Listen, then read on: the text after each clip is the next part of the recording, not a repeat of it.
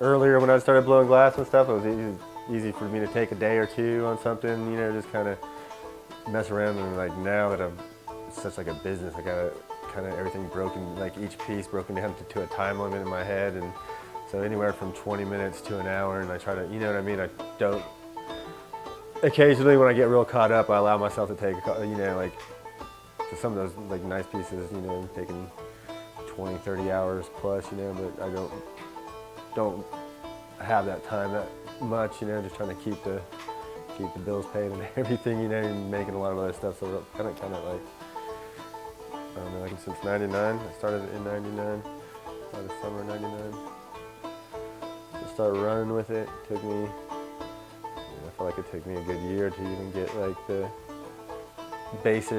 beginning knowledge that, you know, to where I felt comfortable and had comfortable shaping and not having a lot of stuff crack and break. And so, but now, I mean, after 15 years, I feel pretty comfortable doing just about anything. Not, you know, not that they all come out. It's making my hands be able to spin the thing, you know, just spin at the same time, because obviously one hand's better than the other, you know, so it takes a while to build that hand up to be kind of equal with that hand, you know, because for a long time I couldn't do anything with my left hand when I was doing it. You know, now I can, doesn't matter what hand it's in now, you know, I can do it either or and spin them at the same time, because a lot of it's keeping that center of gravity when it gets real hot and melting, jello-y or whatever. If you're not spinning them all right, it'll start like getting off center and you get all messed up and then you lose a piece like that. You could, so.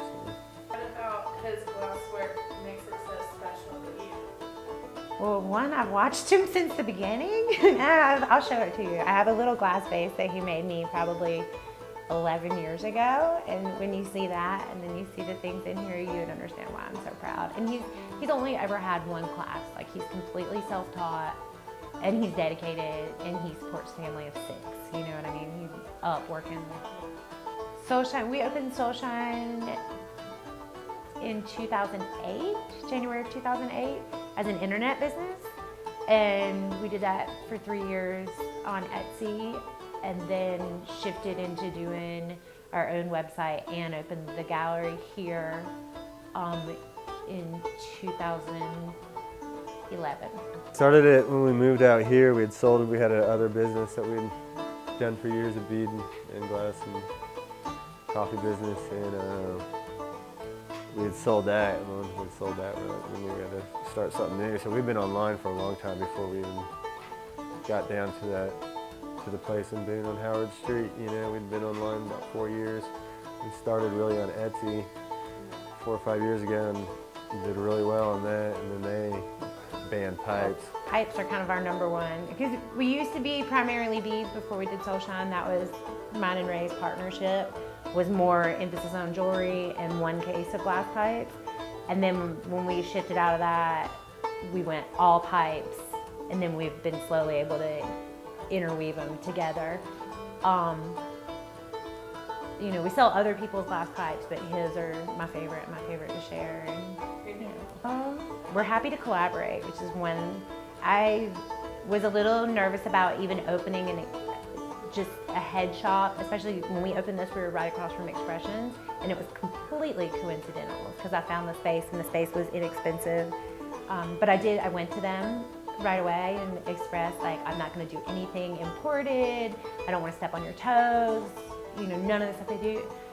And I feel like it took the other head shops a year or so to believe us, but then they really saw that we were walking that walk. Everybody's been so kind to us, and they send us all their repairs. You know, so we don't worry about not getting the competition business. We're not trying to compete with the imported stuff, because we don't have to, because they're good to us and they send us their broken stuff. We guarantee our pieces both in the store and on the internet though, and I think that sets us apart too. Like, people know that glass breaks, and if you have a piece from us and it gets broken, you can get a really great deal on getting it repaired through us, and that's, you know, lifetime guarantee, international, and I don't know of anybody else who does that. Where do you see Soulshine going in the future? Well, we don't want to get big. We never want to get big. We like being tiny. Why is that?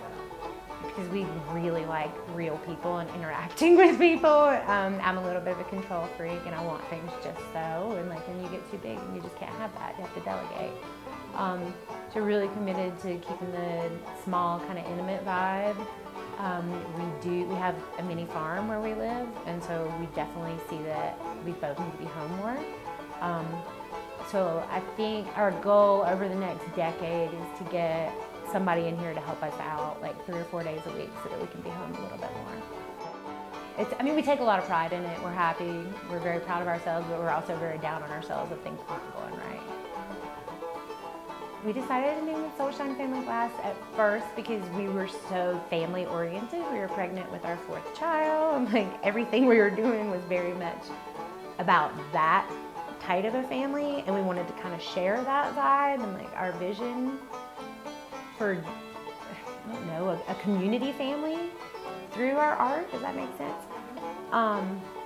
But then it really became like we have the same customers coming back to us, and it really does start to feel like a family. You know what I mean? I know a lot of the people who pass through here and know their life stories, and like it really starts to feel like it means something bigger than just your little way